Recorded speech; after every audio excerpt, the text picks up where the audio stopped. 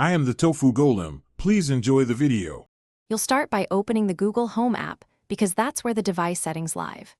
Make sure your phone and the Chromecast are currently on the same Wi-Fi and update the app if needed so menus match. Once done, tap the Chromecast device card to access settings. This is the control center you'll use. You're doing this now to avoid reconnecting issues later and to ensure the device can receive the new network credentials securely. You'll now enter the device settings and find the Wi-Fi section. This is where you change the network. Tap the gear icon, then Wi-Fi, and either select the new SSID or choose Forget to remove the old connection first.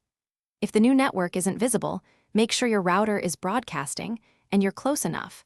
Restarting the Chromecast sometimes refreshes the scan.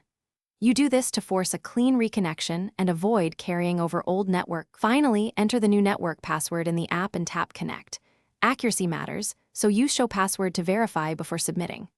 Once connected, cast a short test video to confirm streaming and that the Chromecast appears online in Google Home.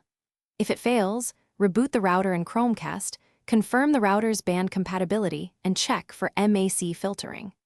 This troubleshooting step solves the most common failures and gets you back to uninterrupted casting quickly.